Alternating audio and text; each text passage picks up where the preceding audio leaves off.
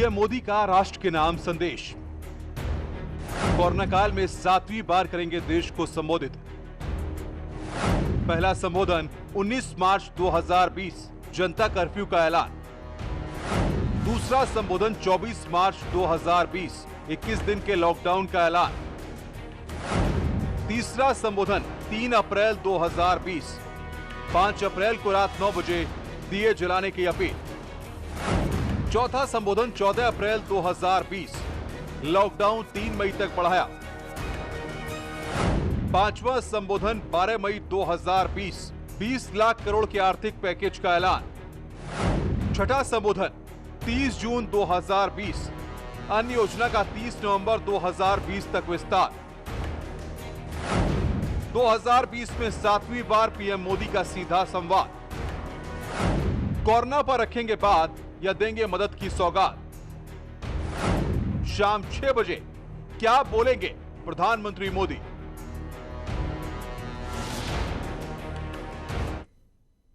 प्रधानमंत्री नरेंद्र मोदी आज देश के लोगों से सीधा संवाद करेंगे। शाम 6 बजे राष्ट्र के नाम संदेश देंगे। पीएम मोदी ने खुद ट्वीट करके इस बात की जानकारी दी है। 2020 में पीएम मोदी का देश की जनता से 7वां सीधा संवाद है। इससे पहले पीएम मोदी ने इस साल 6 बार देश की जनता को सीधा संदेश दिया है। हालांकि पीएम मोदी किस मुद्दे पर बातचीत करेंगे यह अभी तक साफ नहीं हो पाया है, लेकिन माना जा रहा है कि प्रधानमंत्री कोरोना के खिलाफ लड़ाई में देश की कामयाबी को लेकर लोगों से बातचीत कर सकते हैं।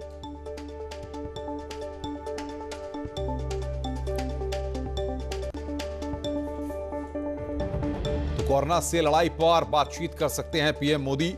शाम 6 बजे प्रधानमंत्री नरेंद्र मोदी संदेश देंगे। प्रधानमंत्री नरेंद्र मोदी ने खुद ट्वीट कर राष्ट्र के नाम अपने संबोधन की जानकारी दी। पीएम मोदी ने ट्वीट किया है कि आज शाम 6 बजे राष्ट्र के नाम संदेश दूंगा, आप जरूर जुड़ें।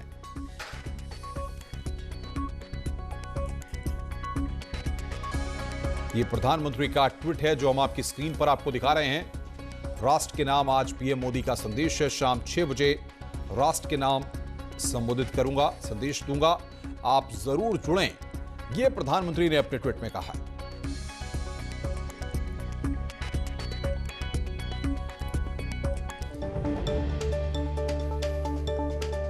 इधर गृह मंत्री अमित शाह ने भी पीएम मोदी के ट्वीट को रीट्वीट कर लोगों से जुड़ने की अपील की है। इसके अलावा मुख्यमंत्री योगी आदित्यनाथ ने भी पीएम मोदी के ट्वीट को रीट्वीट किया है।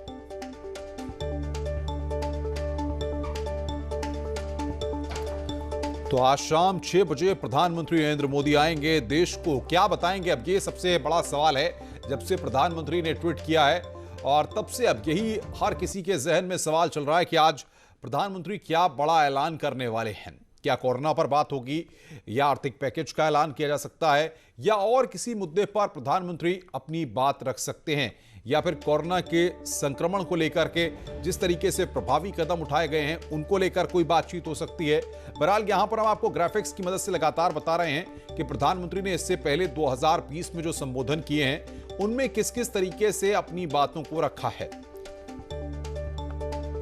6 संबोधन इससे पहले हो चुके हैं और आज प्रधानमंत्री का 7वां संबोधन है।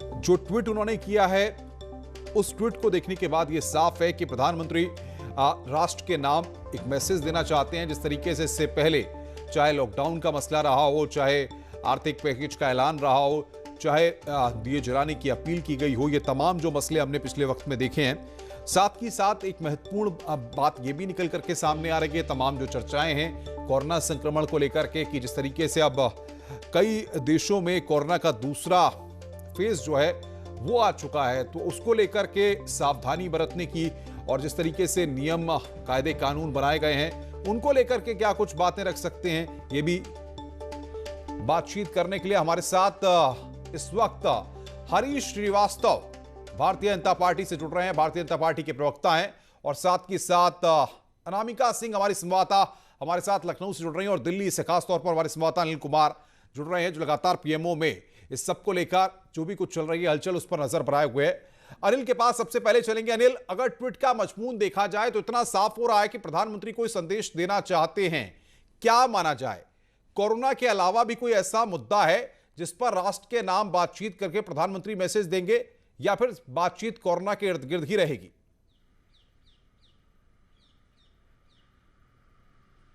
जी, मैं आपको बताना चाहूंगा कि आज का जो राष्ट्र के नाम संबोधन उसको 3 एस्पेक्ट में देखा जा सकता है। जी। पहली बात कि जिस तरह से हमने देखा था कि 28 जुलाई के जो तारीख थी उस समय भी हमने देखा था कि प्रतिदिन 47,000 के करीब केसेस आ रहे और आज भी वो स्थिति पे हम पहुंच गए हैं। तमाम इस तरह से कदम उठाए जाने के बाद, नियंत्रण करने के बाद लगातार 10 लाख से करीब जो कोविड-19 के नमूनों की जांच करने के बाद हम उस स्थिति में पहुंच गए जहां 47,000 से नीचे जो पिछले 24 घंटे में ये मामले आए हैं। दूसरी बात अगर देखा जाए, जिस तरह से भी हाल में आईटी कानपुर और आईटी हैदराबाद ने एक सुपर मॉडल कमेटी बनी थी और जिसने अपने फंडिंग में कहा था कि जिस तरह से हमने नियंत्रण के लिए कई तरह से सरकार ने लॉकडाउन किए, कई तरह से मेजर्स उठाए, कई प्रोटोकॉल एसओपी भी जारी किए गए, गाइडलाइन जारी किए गए, इसी की वजह से जो है हम काफ़ी नियंत्रण करने में सफल रहे हैं। जो मौत का आंकड़ा है 1 लाख के आसपास के करीब है। हालांकि फंडिंग में यह भी कहा गया था कि अगर ये मेजर्स नहीं लिए जाते, लॉकडाउन नहीं किया जाता, तो संभव था कि अगस्त तक 25 लाख। बिल्कुल, मैं नहीं लाऊंगा, कुछ तकनीकी दिक्कत भी है। अनामिका सिंह हमारी संवाददाता हमारे साथ जुड़ रही हैं लखनऊ से। अनामिका, आज सबकी नजर इसी बात पे है कि जब 6 बजेंगे शाम को प्रधानमंत्री का संबोधन शुरू होगा तो किस तरफ यह संबोधन रहेगा। जिस तरीके से कोरोना को लेकर के उत्तर प्रदेश में कदम उठाए गए हैं, जो प्रभावी कदम उठाए गए हैं, टेस्टिंग भी प्रॉपर हुई है, क्या प्रधानमंत्री इन सब बातों का भी जिक्र कर सकते हैं? कोरोना को लेकर के कोई ऐलान हो सकता है? क्या चर्चाएं हैं वहां पर?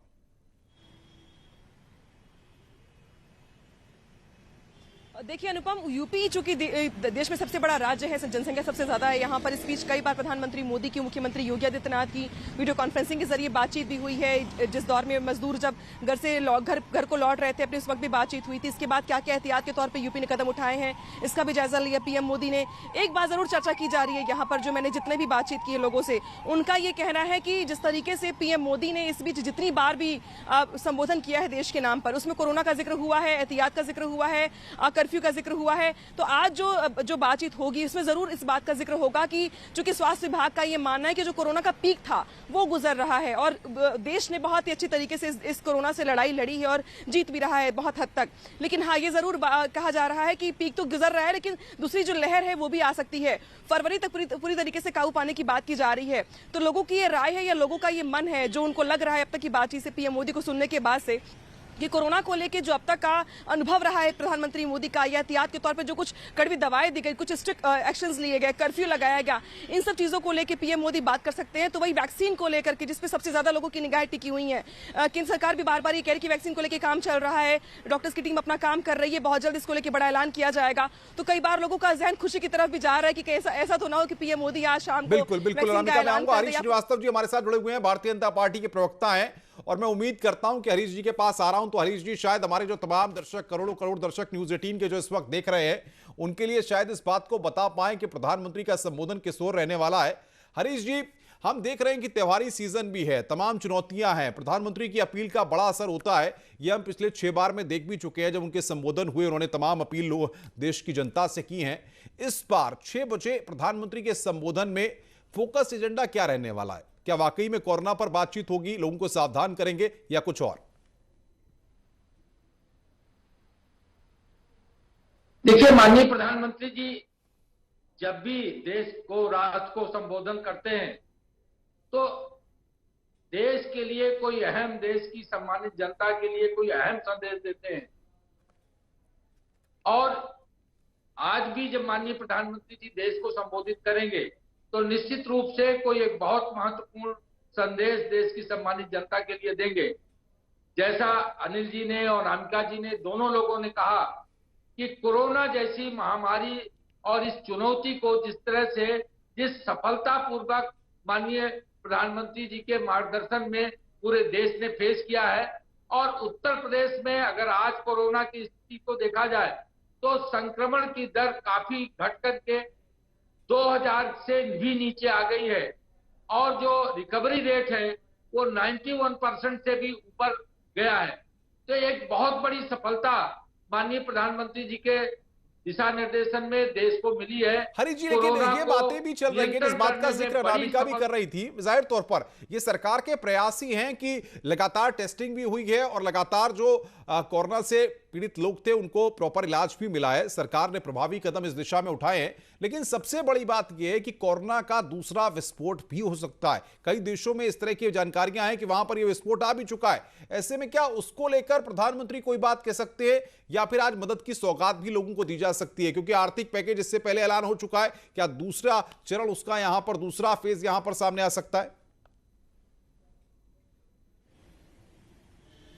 नहीं, देखिए, माननीय वित्त मंत्री जी ने अभी कल या परसों ही कहा था कि हम एक और आर्थिक पैकेज की अगर आवश्यकता पड़ती है तो हम उसकी घोषणा करेंगे। और त्योहारी सीजन है तो माननीय प्रधानमंत्री जी कोरोना को लेकर के लोगों में जागरूकता का भी संदेश दे सकते हैं।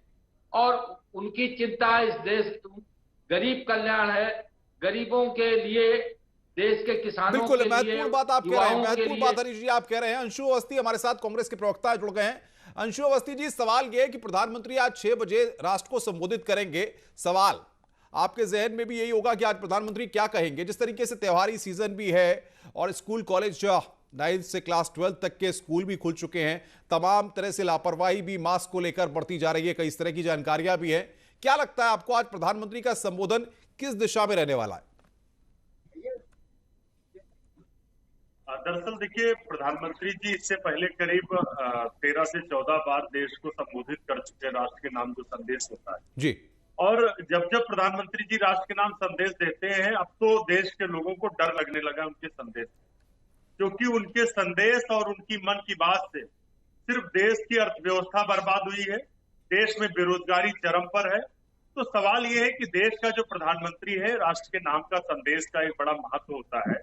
और जब पूरे देश को ये पता चलता था आज से 6 साल पहले कि देश का प्रधानमंत्री देश को राष्ट्र के नाम संदेश देने वाला है, तो देश के लोगों की उम्मीदें जगती थी। लेकिन पिछले 6 साल में जिस तरीके से भाजपा की सरकार में राष्ट्र के नाम का संदेश का दुरुपयोग हुआ है, ये दुर्भाग्यपूर्ण है कि जब जब प्रधानमंत्री जी आते हैं वो झूठ बोलते लेकिन हैं सवाल और यहाँ झूठ पर ये बोलकर आप, चले जाते हैं। आपको इससे विरोध पहले भी करना है लॉकडाउन के इसलिए दौरान आप प्रधानमंत्री के भाषण का आर्थिक विरोध पैकेज की करेंगे, बात की ये थी। तो कोई बात नहीं होती। आपको तो यहां पर सोचना नहीं, हम चाहिए कि विरोध प्रधानमंत्री कर हो सकता है कोई मदद की सौगात हमको जनता वही को कर रहे हैं समर्पित जो कर 6 सकते साल हो, से दिख रहा है। कोई कोरोना जो वैक्सीन को लेकर के प्रधानमंत्री कदम की उठाए जा रहे हैं कार्यशैली उसकी से जानकारी दिख दे रहा है, सकते हो। आपको वही कह रहा है। आपको विरोध करना है इसलिए आप विरोध मैं करेंगे। आपसे कह रहा हूं, मैं आपसे अनुरोध कर रहा हूं, सवाल मेरा और कांग्रेस का नहीं है। आप उस देश के किसी भी व्यक्ति से पूछ लो कि प्रधानमंत्री जी राष्ट्र के नाम संदेश देने वाले हैं, प्रत्येक व्यक्ति यही कहेगा कि सिर्फ झूठ बोलने आ रहे चैनल पर। हरीश जी, ये सवाल सियासत ये के है लिए कि सिर्फ 20 सियासी लाख करोड़ बयानबाजी का करने पैकेज के इससे लिए पहले उन्होंने अंशु राष्ट्र अवस्थी के को नाम यही के मुद्दा संदेश मिला है दिया कि था। साहब नहीं सियासत है हो रही है, तो हम भी यही कहते हैं कि जनता का मूड ये है कि जनता मोदी को नहीं सुनना चाहती है। नहीं, आप बताओ ना। नहीं, देखिए, कांग्रेस बहुत आप डेस्परेशन में ध्यान है मन की और बात कांग्रेस पे की हताशा निराशा प्रधानमंत्री जी मन की बात इनके करते हैं। नेताओं मन की बात के पे बीच सोशल में मीडिया पे जो इनके dislike है, वो इनकी like से वक्तव्यों कई में। गुना ज्यादा है। अरे अंशुल जी अपनी बात कह उनकी मन की बात नहीं सुनना अंशुल चाहते। जी अब देश के अपनी लोग बात कह अपनी मन चुके की हैं। बात सुनाना चाहते हैं। कृपया आप लेकिन अपनी ये जवाब सुन सरकार लीजिए। तानाशाही पे उतारू और उनकी मन की बात अंशुल जी सुनना अब नहीं अपनी चाहते बात देश के कह लोगों की। पूरी कर चुके हैं, जरा दूसरे का जवाब सुन लीजिए। अंशुल जी अपनी बात कह चुके हैं, मैं तो अनुरोध जवाब करता जरा हूं सुन लीजिए। बीजेपी के प्रवक्ता जवाब अब ना अब जरा दें। धैर्य लेकिन पूर्वक कम से कम सरकार जनता की जवाब दे। धैर्य पूर्वक आप बिल्कुल अनिल जी रोकेंगे, अखाड़ा मत बनाइए भाई, अखाड़ा मत बनाइए। अकुश श्रीवास्तव हमारे साथ हैं। अकुश जी, 6 बार आप भाषण सुन चुके हैं प्रधानमंत्री का इस साल 2020 में, आज 7वीं बार 6 बजे प्रधानमंत्री संबोधित करेंगे। क्या लग रहा है आपको, किस दिशा में यह भाषण हो सकता है, प्रधानमंत्री का संदेश किस दिशा में हो सकता है, और क्या माना जाए कोरोना को लेकर के जो सरकार कदम है या लोगों को सावधानी देने के लिए, मास्क के लिए, इसके लिए जरूरी निर्देश जारी किए जा सकते हैं? देखिए, निश्चित रूप से ये पूरा संबोधन वैक्सीन और वैक्सीन के आसपास होना है, कोरोना को लेकर के होना है। और इधर WHO समेत विभिन्न जो राष्ट्रीय अंतर्राष्ट्रीय संस्थाएं हैं उनको देखते बहुत साफ है कि जो अब दूसरा चरण जो विस्फोट आने की आशंका विशेषज्ञ जता रहे हैं, उसी के आसपास प्रधानमंत्री चिताने की पूरा प्रयास करेंगे। और इस समय हमें देखने में आ रहा है पिछले 15, 20, 25 दिनों से कि लोग लापरवाह ज्यादा हो गए हैं, बाजार खुल गए हैं, और उसमें जिस तरह से लापरवाही दिख रही है उससे विस्फोट की तो ऐसे में आशंका क्या हमारे प्रधानमंत्री को चेतावनी जारी कर सकते हैं? क्योंकि हम देख रहे हैं कि उसके बाद भी जब आपका चालान भी कर दे रहे हैं, फाइन भी लगा दे रहे हैं, उसके बाद भी लोग सुधर नहीं रहे हैं। नहीं, देखिए, वो चेतावनी ही होगी, वो उनको समझाने बुझाने का ही होगा, क्योंकि अब लॉकडाउन दिन नहीं है, दोबारा लॉकडाउन लगाया जा सकता है। सिर्फ को ही समझाना होगा। आपको याद होगा जब शुरुआत के दौर में, बिल्कुल। अतुल श्रीवास्तव जी, बहुत बहुत शुक्रिया आपका। हरीश जी आपका, अनिल आपका बहुत बहुत शुक्रिया हमारे साथ जुड़ने के लिए और बातचीत करने के लिए। और योगी आदित्यनाथ इस वक्त बिहार में संबोधित कर रहे हैं, सीधे आपको ले चलते हैं। इतना सबका भगवान राम के मंदिर बनने के पहले राम नाम सत्य है के साथ यात्रा निकलने वाली है। अब भारत दुनिया की एक ताकत बनेगा और भारत विश्व गुरु के रूप में दुनिया के अंदर जो प्रतिष्ठा भारत को प्रदान की गई थी, आज प्रधानमंत्री मोदी जी भारत को वही प्रतिष्ठा दिलाने के लिए पूरी प्रतिबद्धता के साथ कार्य कर रहे हैं। मोदी जी की मजबूती के लिए नीतीश कुमार जी के नेतृत्व में बिहार में सरकार आनी आवश्यक है और बिहार में सरकार आने के लिए राजेश्वर राज जी को भारतीय जनता पार्टी, जदयू और गठबंधन के सभी प्रत्याशियों का जीतना आवश्यक है। कितनी बड़ी संख्या में आप लोग हैं, युवाओं की संख्या ज्यादा है। आप सबसे मैं अपील करूंगा, आपके पास मोबाइल फोन होगा, अपने मोबाइल फोन से बिहार में अपने नातेदार, रिश्तेदार, मित्रों को, शुभचिंतकों को सबको फोन करेंगे और सबको कहेंगे बिहार के विकास के लिए, बिहार के सुशासन के इस मॉडल को आगे बढ़ाने के लिए और एक भारत श्रेष्ठ भारत की परिकल्पना को साकार करने के लिए और आने वाली पीढ़ी के उज्जवल भविष्य के लिए बिहार में एनडीए की सरकार बननी आवश्यक है। और इसके लिए जहां भी भाजपा, जदयू और गठबंधन के प्रत्याशी हैं, इनको भारी मतों से चुनाव जिता करके भेजना है। यही अपील करने के लिए आज आपके बीच आया हूं। राजेश्वर राज जी को भारी मतों से क्रमांक नंबर 2 पर कमल चुनाव चिन्ह पर भारी मतों से विजयी बनाने की अपील करते हुए वाणी को देता हूं विराम। जय जय श्री राम। खबरें और भी हैं, फिलहाल रुक रहे हैं यहां पर एक ब्रेक के लिए। ब्रेक के बाद जल्द हाजिर होते हैं। स्वागत है। ब्रेक के बाद 69,000 शिक्षक भर्ती को लेकर बड़ी खबर। इलाहाबाद हाईकोर्ट में प्रदेश सरकार ने 31,661 पदों पर चयन में गलती की बात को स्वीकार किया है। सरकार ने माना है कि कुछ कम मेरिट के लोगों को नियुक्ति मिल गई है, जबकि अधिक मेरिट वालों को नियुक्ति नहीं मिल सकी। महाधिवक्ता राघवेंद्र सिंह ने वीडियो कॉन्फ्रेंसिंग से कोर्ट को इस बात की जानकारी दी है। उन्होंने कहा कि एनआईसी और बेसिक शिक्षा परिषद से गलती हुई है। इस गलती की जांच के लिए सरकार ने कमेटी गठित कर दी है। उन्होंने कहा कि जो भी गलतियां हुई हैं उनको सुधारा जाएगा। प्रदेश सरकार गलत चयन रद्द करेगी। कम गुणांक वालों को नियुक्ति पत्र निरस्त कर अधिक गुणांक वालों को नौकरी दी जाएगी। संजय कुमार यादव और अन्य की ओर से दाखिल याचिका पर सुनवाई की गई। 17 नवंबर को मामले की अगली सुनवाई होगी। जस्टिस अजीत कुमार की एकल पीठ में इस मामले की सुनवाई की गई।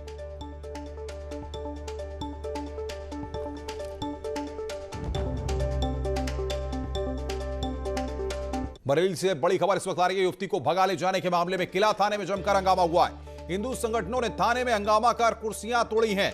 पुलिस ने हिंदू संगठन के कार्यकर्ताओं पर लाठीचार्ज किया है। मुस्लिम युवक से प्रेम विवाह के बाद युवती ने सुरक्षा के लिए गुहार लगाई। किला थाना क्षेत्र का यह मामला। बरेली की तस्वीरें इस वक्त हम आपकी स्क्रीन पर दिखा रहे हैं, किस तरीके से जमकर हंगामा हुआ।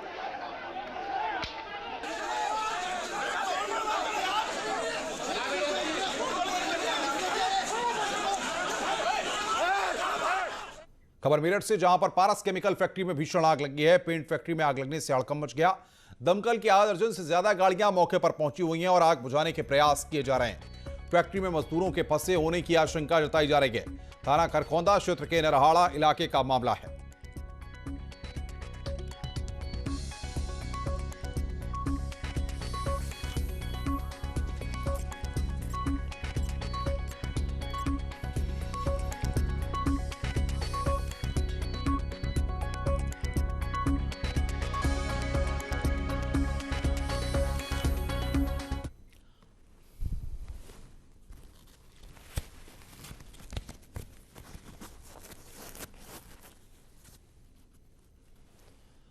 और अब स्वास्थ्य मंत्रालय एवं नीति आयोग के साथ न्यूज 18 कहना चाहता है आपसे एक जरूरी बात, वो है मास्क पहनना। लेकिन मास्क पहनने से भी पहले जरूरी है हाथों को अच्छी तरह से साबुन और पानी से धोना। मास्क को इस तरीके से पहनना कि हमारे नाक और मुंह पूरी तरह से ढक जाएं। चेहरे और मास्क के बीच कोई गैप ना रहे। ध्यान रहे कि हमें मास्क लगाने के बाद उसके आगे के हिस्से को बिल्कुल नहीं छूना है और सिंगल यूज मास्क को जितना जल्दी हो नष्ट कर नया मास्क पहनना है। और हाँ, मास्क हरदम पीछे से ही पकड़कर उतारना है, आगे से नहीं छूना है।